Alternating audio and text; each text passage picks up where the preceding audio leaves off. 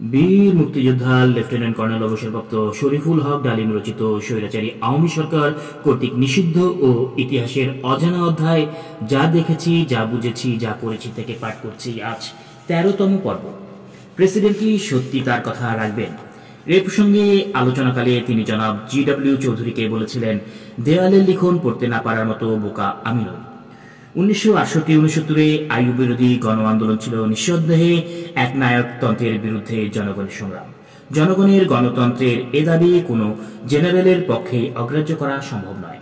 তবে রাষ্ট্রপ্রধান এবং সেনাবাহিনী প্রধান হিসেবে দেশকে দ্বিখণ্ডিত করার কোনো ষড়যন্ত্রই আমি সহ্য করব না। অবশ্য ৭.৫ কোটি বাঙালি যদি পরোক্ষভাবে ষড়যন্ত্রের আশ্রয় না নিয়ে সোজাসুজি পূর্ব পাকিস্তানের স্বাধীনতা চাইত, তবে সেটা ছিল একটি সম্পূর্ণ ভিন্ন ব্যাপার। পাকিস্তান প্রতিষ্ঠার দাবি উত্থাপন করে পূর্ব পাকিস্তানের জনগণ, তারা পাকিস্তানের অন্যান্য অঞ্চলের জনগণের চেয়ে অনেক বেশি ত্যাগ স্বীকার ও সহযোগিতা করেছিলেন কায়েদে আজমের সাথে জাতীয় সংগ্রামে। পূর্ব পাকিস্তানের প্রতি অন্যায় না করলে আজ পাকিস্তানের অখণ্ডতা হুমকির সম্মুখীন হতো না। এবার গণভোটের মাধ্যমে নির্বাচনে পূর্ণ পাকিস্তানবাসীদের শুধু প্রাদেশিক স্বায়ত্ত শাসনের অধিকার শুধু লাভ করবে না, তারা জাতীয় পরিসরে দেশকে শাসন করার ন্যায্য অধিকারও লাভ করবে। গুরুত্বপূর্ণ বিষয়ে সিদ্ধান্তের ব্যাপারে তাদের মতামত প্রাধান্য পাবে। আইয়ুব খানকে দেখো, আমরা দুজনেই ব্যক্তিগতভাবে তাকে শ্রদ্ধা করি, কিন্তু আজ তার কি করুণ অবস্থা। নিজের দেশে তিনি আজ প্রায় নির্বাসিত জীবন কাটাচ্ছেন। এই পরিস্থিতির জন্য তিনি নিজেই দায়ী। পূর্ব ও পশ্চিম পাকিস্তানের মধ্যে আজ যে সংকট দানা বেঁধে উঠেছে, তা থেকে দেশকে বাঁচাতে না পারলে আমার পরিণতিও ঠিক আইয়ুব খানের মতোই শোচনীয় হবে। তুমি কি সেটাই চাও? ইয়াহিয়ার এ ধরনের বক্তব্যের পরিপ্রেক্ষিতে মনে হয় তিনি আন্তরিকভাবেই পূর্ব ও পশ্চিম পাকিস্তানের সংকট মোকাবেলা করে পাকিস্তানের অখণ্ডতা নিশ্চিত করতে চেয়েছিলেন। তা না হলে তিনি সুষ্ঠু নির্বাচন করার সিদ্ধান্ত নিয়েছিলেন কেন? তার মনে কোনো কূটবুদ্ধি থাকলে অবশ্যই তিনি তৃতীয় বিশ্বের যে কোনো রাষ্ট্রপ্রধানের মতো ছলনার আশ্রয় গ্রহণ করতে পারতেন। সামরিক জান্তার একদিন প্রেসিডেন্ট ইয়াহিয়া খানকে বলেছিলেন, ঘটনা প্রবাহ থেকে মনে হয় মুজিব ও তার পার্টি পূর্ব পাকিস্তানের সবগুলো আসন থেকেই জয়লাভ করবে। তাই যদি হয় তাহলে তাকে নিয়ন্ত্রণে রাখা অসম্ভব হয়ে উঠতে পারে। জবাবে প্রেসিডেন্ট পরিষ্কারভাবে বলেছিলেন, যদি ৭.৫ কোটি পূর্ব পাকিস্তানবাসী মুজিবকে পছন্দ করে এবং তার দলকে ভোট দেয় এবং মুজিব যদি রাষ্ট্রবিরোধী কোনো পদক্ষেপ না নেয়, তবে তার বিরোধিতা করার আমি বা কেন বা তুমিই বা কে? তাছাড়া আমার দায়িত্ব নির্বাচিত গণপ্রতিনিধিদের হাতে ক্ষমতা হস্তান্তর করা, দেশকে ভাঙা নয়। আমাদের সবাইকে বিশ্বাসযোগ্য হতে হবে ধৈর্যশীল। পূর্ব ও পশ্চিম পাকিস্তানের জনগণের মধ্যে বিশ্বাস সৃষ্টি করার মাধ্যমেই পাকিস্তানের ঐক্য বজায় রাখা সম্ভব। সততা এবং অসৎ নির্বাচনের চিন্তা ভাবনা করলে দেশ বাঁচানো যাবে না। ইতিমধ্যেই সব রাজনৈতিক দল ও নেতৃবৃন্দ জোর নির্বাচনী প্রচারণা শুরু করে দেয়। এক নির্বাচনী জনসভায় শেখ মুজিবুর রহমান বলেন, পাকিস্তানের সৃষ্টি হয়েছে টিকে থাকার জন্যই, কোনো শক্তি পাকিস্তানকে ধ্বংস করতে পারবে না।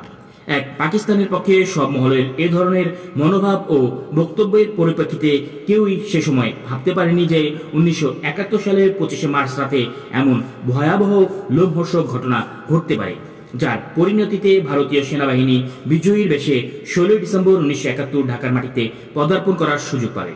পরিণামে পাকিস্তানের ৯০,০০০ সদস্যের সেনাবাহিনীকে আত্মসমর্পণে বাধ্য করা হবে এবং দ্বিখণ্ডিত হবে পাকিস্তান।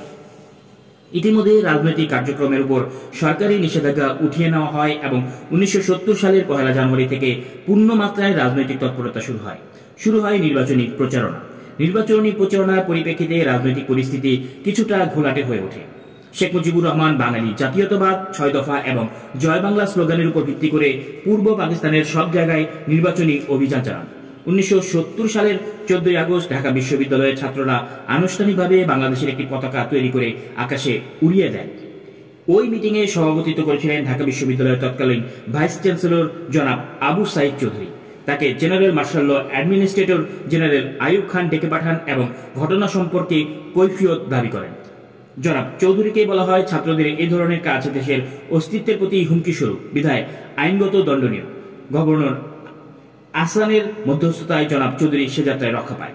ইতিমধ্যে ইয়াহিয়া খানের কাছে গোয়েন্দা রিপোর্ট পেশ করা হয়। তাতে উল্লেখ করা হয় যে শেখ মুজিব তার সহকর্মীদের সাথে সভাকালে বলেছে, নির্বাচনের পর তিনি LFO এর তোয়াক্কা করবেন না। তিনি তার ইচ্ছামতোই শাসনতন্ত্র প্রণয়ন করবেন এবং সেটাকে স্বীকৃতি দিতে প্রেসিডেন্টকে বাধ্য করবেন। এ খবর পাওয়ার পর প্রেসিডেন্ট ইয়াহিয়া খান ভীষণভাবে চটে যান। এদিকে অল ইন্ডিয়া রেডিও কলকাতা থেকে খোলাখুলিভাবে এপার বাংলা ওপার বাংলা নামক একটি অনুষ্ঠানের মাধ্যমে স্বাধীন বাংলাদেশের পক্ষে প্রচারণা শুরু করে দেয়। গোয়েন্দা বিভাগীয় রিপোর্টে বলা হয়, ভারত থেকে বিপুল পরিমাণে অস্ত্র ও অর্থ দুটোই পূর্ব পাকিস্তানে পাঠানো হচ্ছে আওয়ামী লীগকে নির্বাচনে জেতানোর জন্য এবং প্রয়োজনে সেনাবাহিনীর মোকাবেলা করার জন্য।